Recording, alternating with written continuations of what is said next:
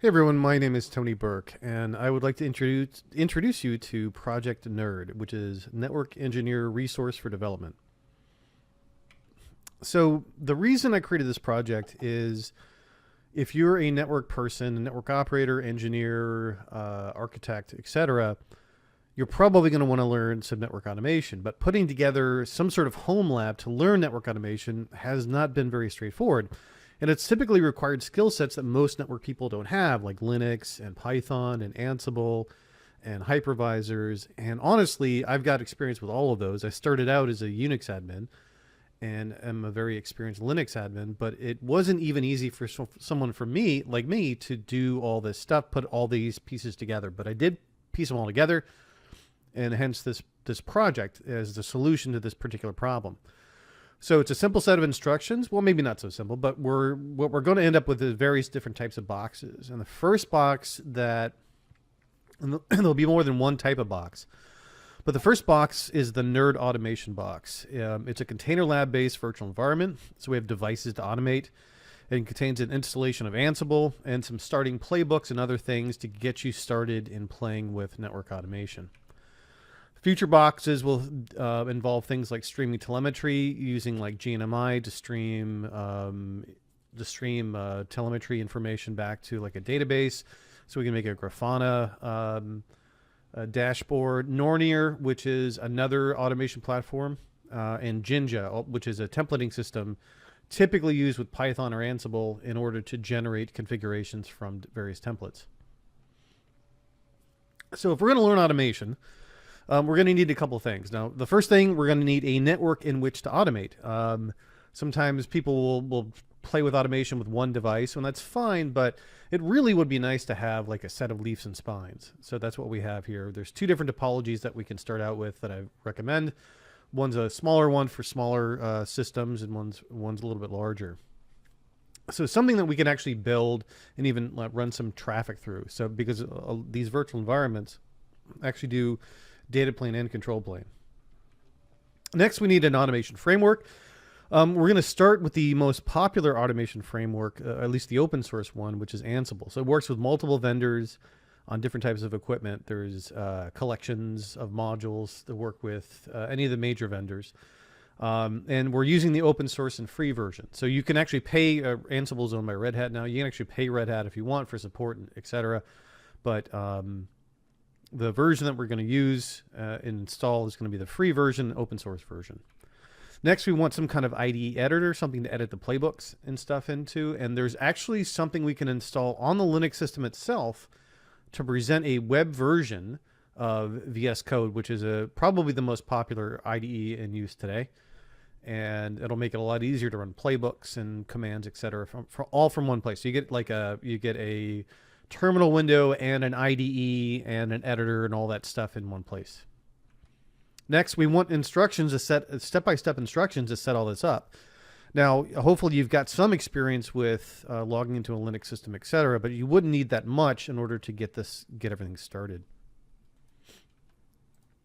And then, of course, we want this to be as free and open source as possible. So open source is preferred for any of this stuff. But there are going to be some non-open source components. For example, Arista CEOS, which is their network operating system, is what we're using here. There's a container version that's fully functional or mostly functional. There's any of these virtual network operating systems from any of the vendors are going to lack a little bit of functionality when it comes to certain things that are hardware dependent. But you can do VXLAN, you can do multicast. There's a lot of things you can do with these. But it's not open source. But the rest of it is, for the most part, Ansible is open source, VS Code's open source, the code server that puts VS Code as a web app is open source, Linux, etc. So most of this is going to be open source. But all of it will be free. So nothing that I'm showing you, you have to pay for. You can if you want, but there's nothing that I'm showing you here that you have to pay for. So we're going to need to run this on a hypervisor, and you can use just about any hypervisor to build the NerdBox. But I recommend Proxmox. Used to be that we would use, in the networking world, we would use VMware, especially in our home labs, because VMware had a version of ESXi that was free. You could get a key for it and install it, and you could legally use it It wasn't like an image that fell off the back of a truck. You could legally use it for free if you just used the hypervisor. You didn't use the vCenter. But VMware was recently purchased by Broadcom, and they're making a lot of changes that are widely considered negative, including getting rid of the free ESXi version. They're also jacking up the prices for everything else. So a lot of people are looking at other hypervisor platforms. Proxmox is great because it's a fully functioning virtualization environment. It operates a lot like VMware did, in that there's a GUI that you can use, a fully functioning GUI that makes it easy just to click around and add VMs and start VMs, create networks, etc. And your hypervisor, make sure that it's x86 based, because we're going to want to run all this on x86, specifically because the network operating systems, the containerized versions of them, or even the virtualized versions, are built on x86. I don't know of any of them yet that are working on ARM.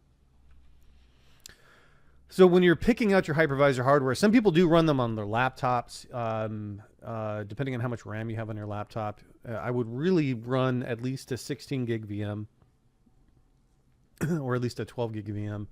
So your laptop's really going to have a lot of RAM. Most of the time on a home lab, you're not going to run it on your laptop. You're going to run it on some sort of dedicated system for this. So just about anything will work. The more RAM, the better. So it would do at least 16 gig. 64 gig is better. I think 64 gig is a good compromise between price and ability. You can get a 64 gig kit, usually for about $130 or so in the United States, at least in May of 2024. And like I said, it should be x86 based. ARM and Apple Silicon is really cool, and there's a lot of awesome stuff happening there. But most of these container images are built for x86, so we're going to use that. Any more specific hypervisor recommendations? Hardware prices fluctuate. Should keep an eye on them. If you're going to get a motherboard, if you're going to build out your own system, get a motherboard with 4 DIMM slots.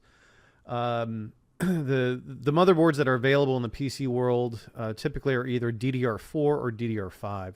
DDR5 is faster, but really there's no perceptible difference between DDR4 and DDR5 for the kind of things that you would end up doing.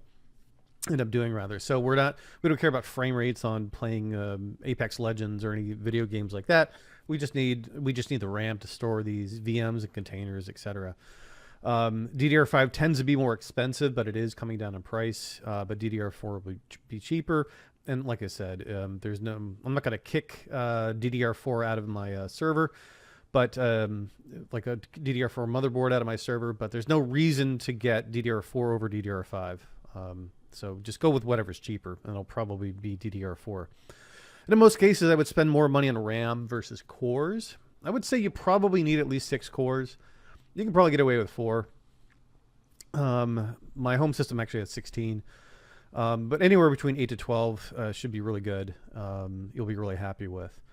But if you have the choice between like 8 cores or 12 cores and then 32 gig or 64 gig, I would get the 64 gig and go for 8 cores versus going for 32 gig and 12 cores, at least for network automation workloads.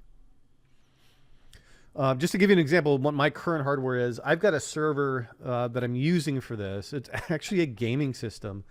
So I bought it a couple of years ago during the height of the pandemic because video cards were getting very difficult to find. It was almost impossible to get any of the newer video cards. And I was doing a lot more video work at the time. So I needed a video card. And the only way to get one reliably was to buy a gaming PC that already had it installed, because the various vendors would give allocations of these video cards out. So I bought a system that had an NVIDIA 3090 in it. I put it in my other system, and I just repurposed this gaming system. It's still glowing in all these RGB colors. So I repurposed this gaming system. It's got a 16-core 5950X. I think it actually came with a 12-core. I moved it up to 16-core. It currently has 48 gigs of DDR4 RAM. I'll probably upgrade it a little bit later. It's got 128 gigs SSD boot drive, and I did that because I was trying out different hypervisors. I thought it would be better to have a stateless boot drive. And then I bought a 4 terabyte SSD. I think it was like $200. So it wasn't an NVMe drive; it was just an SSD, which is fine for this particular purpose. And there's a 10 gig NIC in there, and that's you don't need to have a 10 gig NIC, but I had one in there because I've got a 10 gig network at home. So next up, let's take a look at what you end up getting by the time you install all this.